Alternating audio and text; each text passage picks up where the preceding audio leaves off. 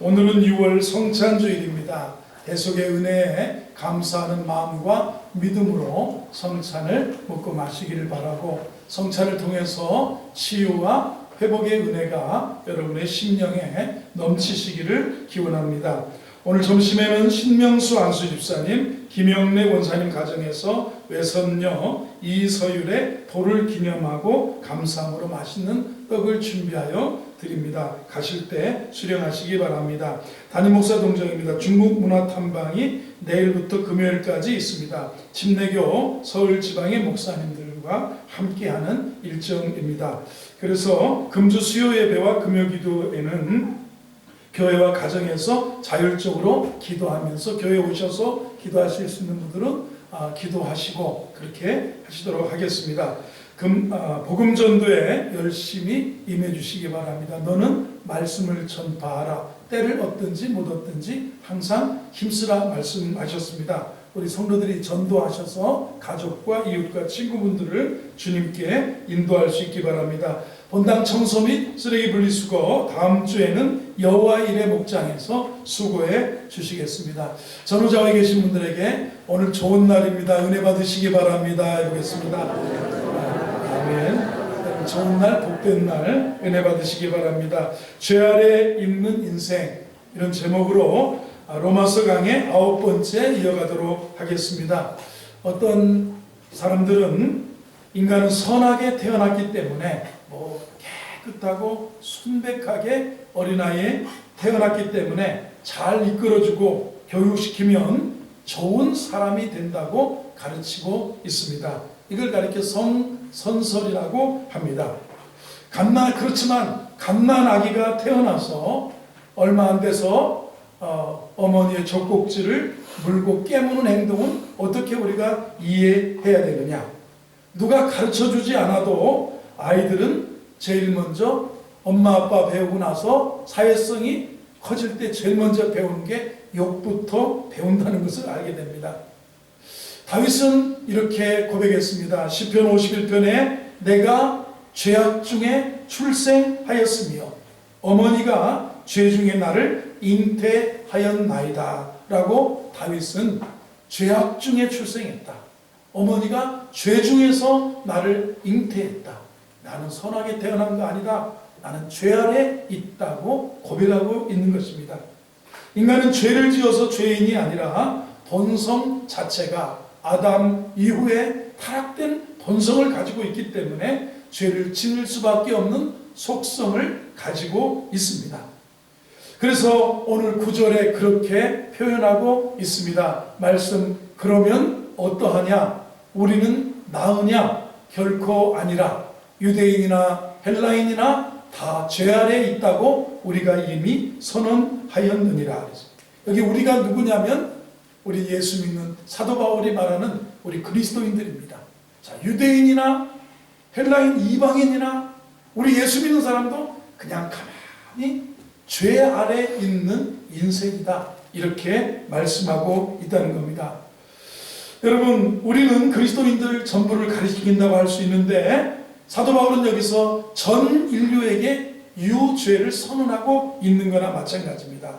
하나님의 구속의 은혜가 있다면 그리스도의 복음의 의를 증언하려고 하는데 구속의 은혜, 복음의 의를 말하기 전에 인간은 모두가 다 죄 아래 있는 인생이라는 겁니다. 그래서 우리는 나으냐? 결코 나은 게 아니다. 예수 믿는다고 나은 게 아니라 다 죄 아래 있는 인생이다. 그래서 오늘 결론적으로 말하면 무슨 얘기냐? 은혜 아래 있는 인생의 삶을 살아야 된다는 겁니다.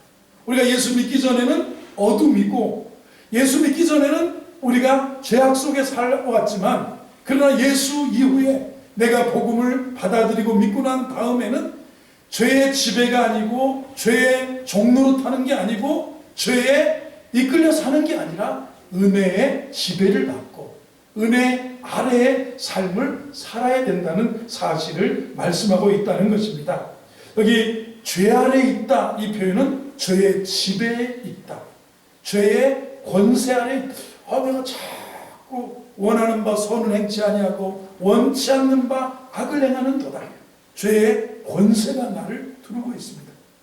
그리고 죄의 종노릇하고 있는 모습인데 우리가 그래서 나은 게 없다. 우리도 유대인이나 이방인이나 우리도 다 죄 아래에 있는 인생이라는 겁니다. 우리가 항상 기억해야 됩니다. 의로운 것은 선한 행위가 있고 누군가 칭찬을 듣게 되면 여러분 내가 의롭게 산다, 누군가의 칭찬을 받고 산다, 하나님의 은혜라고 생각해야 돼요. 은혜 아니면 한순간이면 우리도 어떻게 보면 한순간에 나도 은혜를 떠나면 죄의 지배를 받고 죄의 종노릇하고 이렇게 살아갈 수밖에 없는 것이 인생이라는 것입니다. 여기 보면 우리는 나으냐? 결코 아니다 이렇게 말합니다. 여러분 우리라고 나으냐? 목사님이라고 나으냐? 장로님들이라고 나으냐?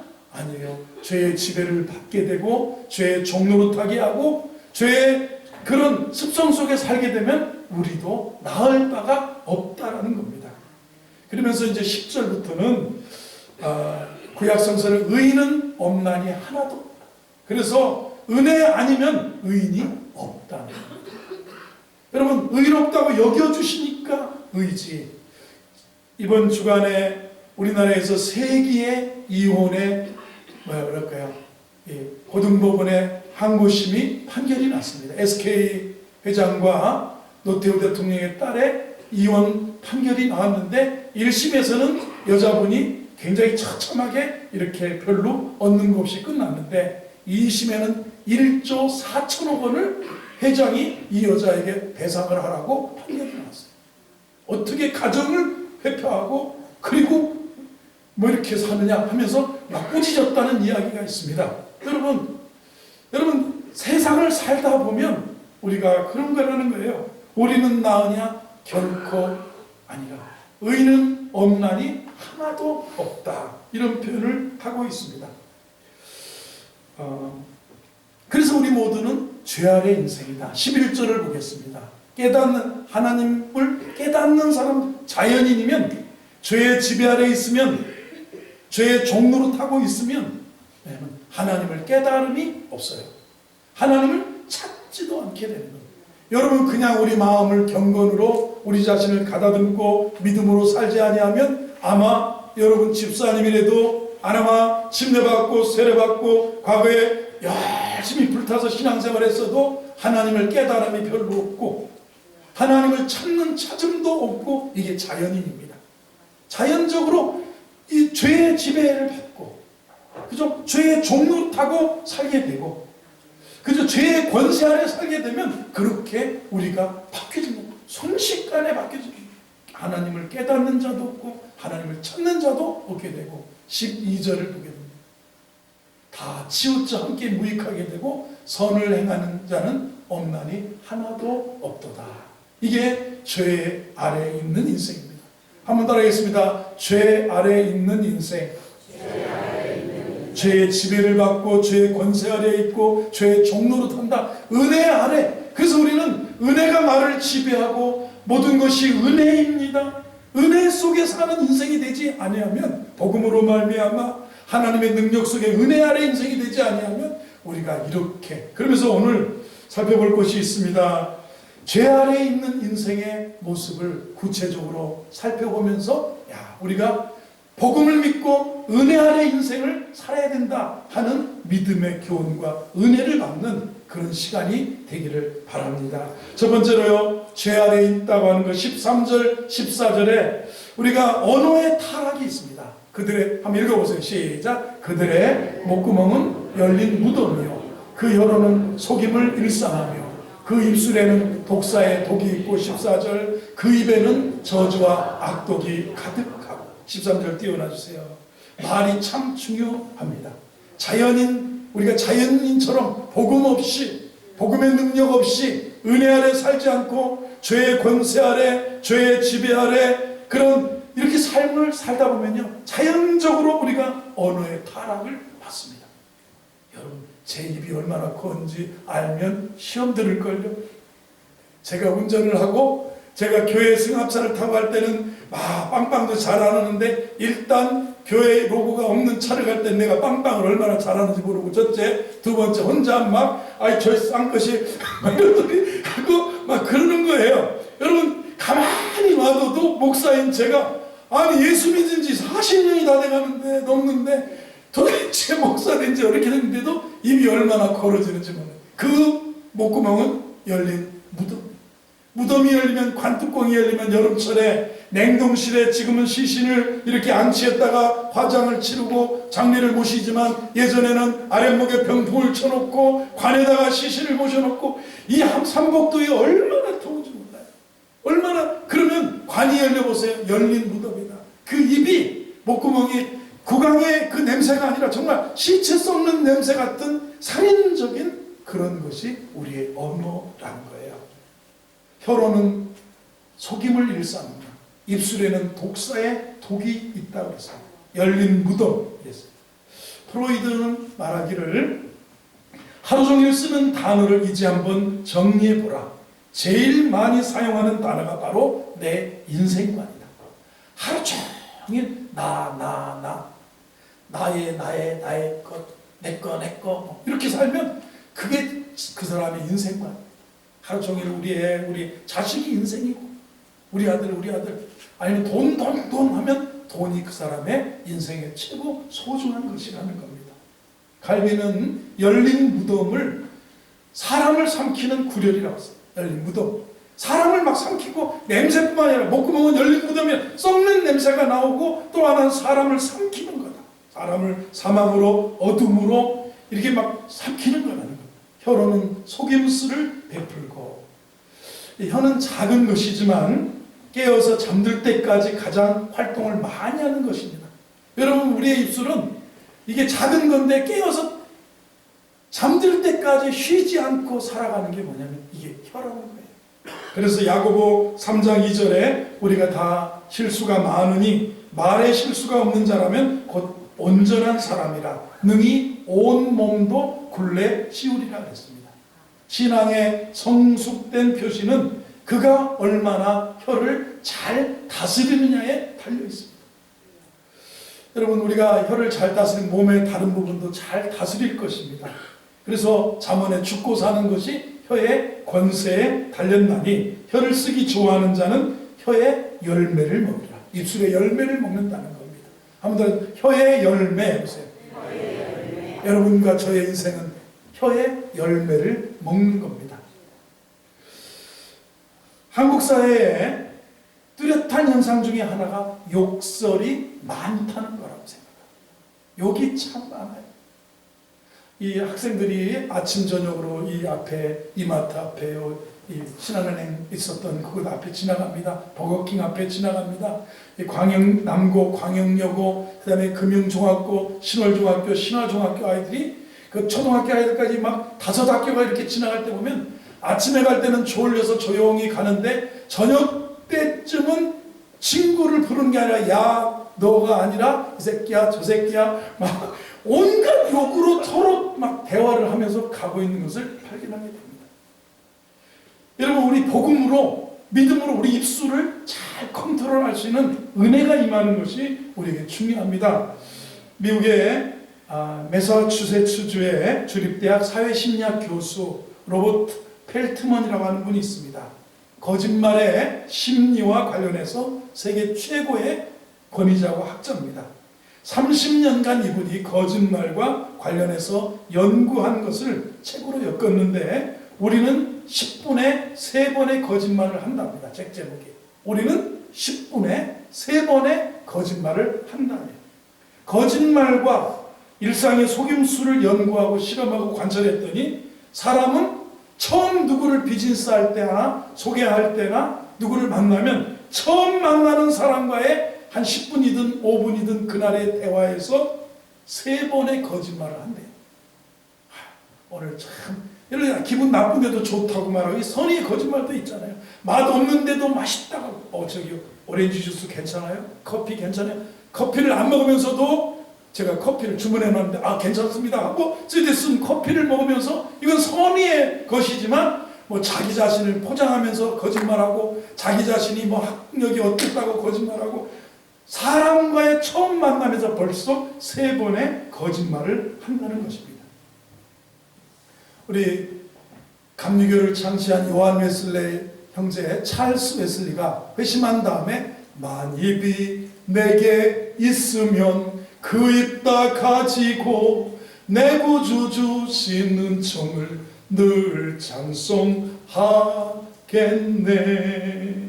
입 가지고 거짓과 폭력과 아니면 사람을 삼키는 그런 구렬이 아니고 썩어 문드러진 열린 무덤이 아니라 우리가 사람을 살리는 말, 하나님을 높이는 말, 하나님을 찬양하는 입술이 되기를 주의 이름으로 축원합니다. 거짓의 일상성이라는 겁니다. 애쓰지 않아도 입만 떼면 거짓말이 나온다. 이게 우리가 다 죄 아래 있는 인생의 단전 모습이에요. 이상해요. 습관적인 거예요.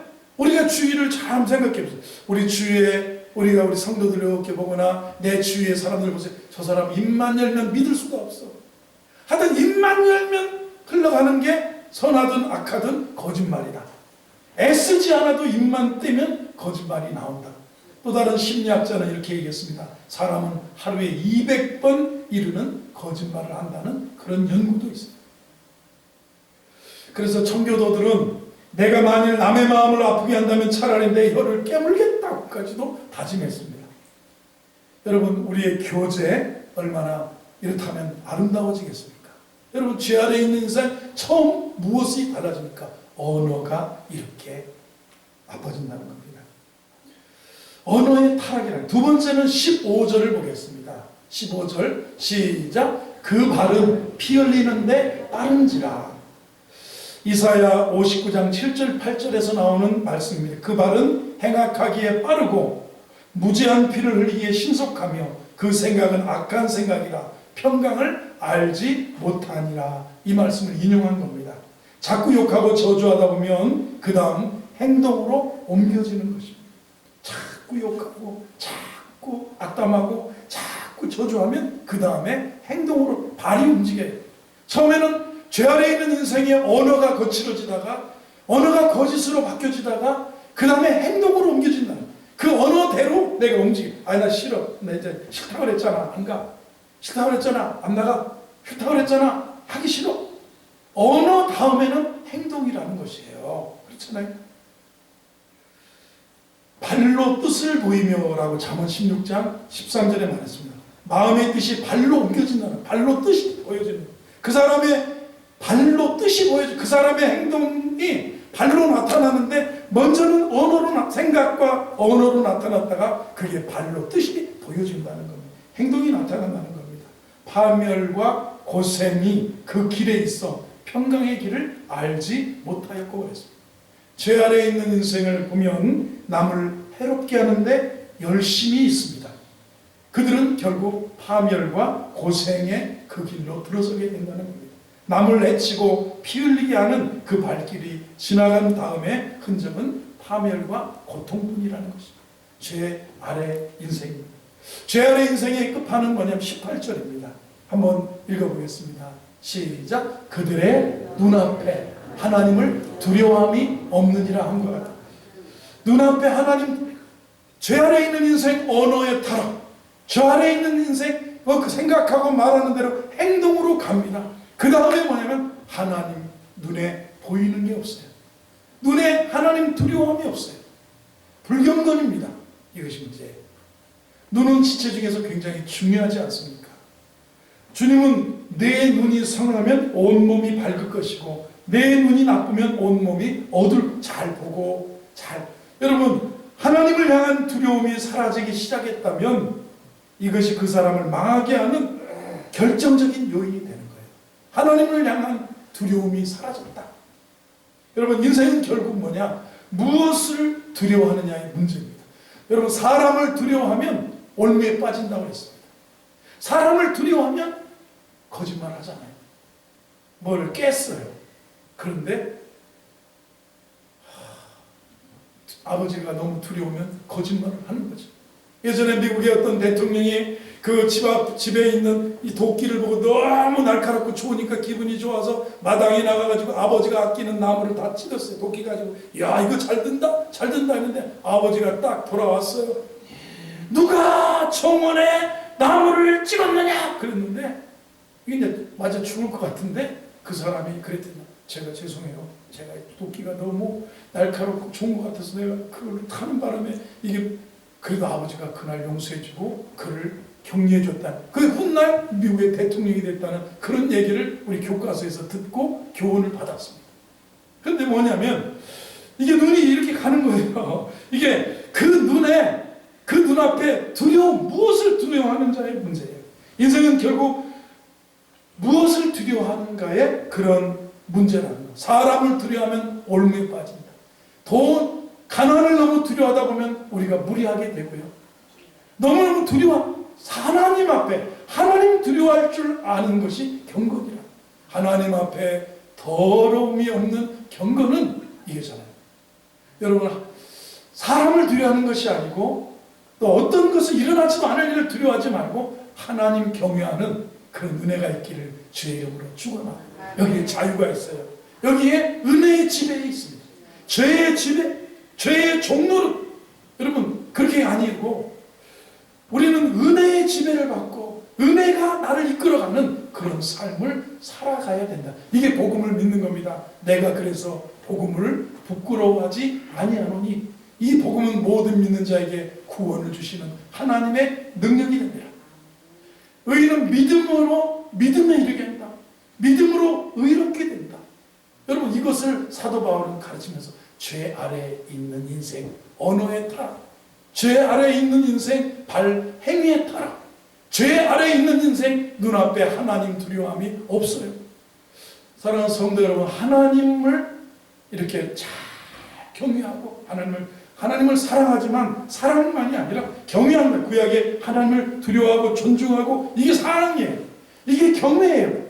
이것이 믿음이에요. 구약에는 경외라고 표현됐지만 신약에는 주님을 믿는 믿음이라는 거예요. 이 믿음, 이것이 우리를 은혜의 지배로 이끌어본다는 것입니다.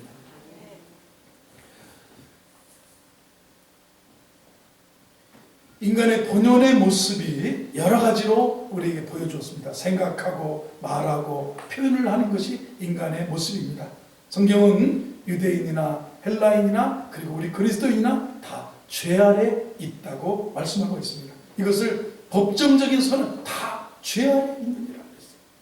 그러나 무엇입니까? 우리 주 예수 그리스도의 십자가의 대속의 죽음으로 하나님 앞에 있는 그런 의라는 거예요. 하나님 앞에 의가 있어요.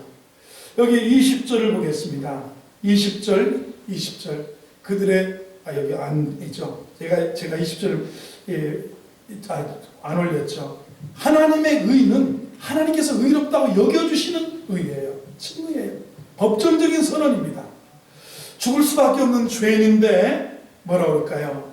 예수님의 십자가의 대속의 죽음으로 우리가 의롭다함을 받은 거예요.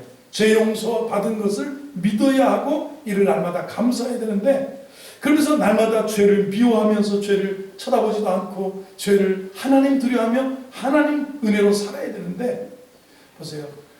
우리가 죄의 지배, 은혜의 지배. 여러분 한번 생각해. 나는 지금 무엇의 지배를 받고 사는가? 은혜의 지배를 받고 사는 우리 성도들 되기를 바랍니다. 은혜가 나를 이끌어가기를 주의 이름으로 축원합니다. 이게 의롭다고 여겨주시는 거예요. 주님이 의롭다고 여겨주십니다. 이게, 그리고 우리는 다 죄 아래 있다. 이것도 법정적인 용어예요. 그리고 칭의, 의롭다고 여겨주시는 것도 하늘나라 법정에서 우리에게, 복음을 믿는 우리에게 의롭다고 여겨주시는 거죠. 그리고 복음이 없는 우리 모두에게 사도 바울은 이렇게 하나님께서 말씀하시는, 다 죄 아래, 죄의 지배 아래, 죄의 종노릇 있고 이렇게 있다는 것입니다. 우리는 은혜 아래 사는 우리 성도들 되기를 바랍니다.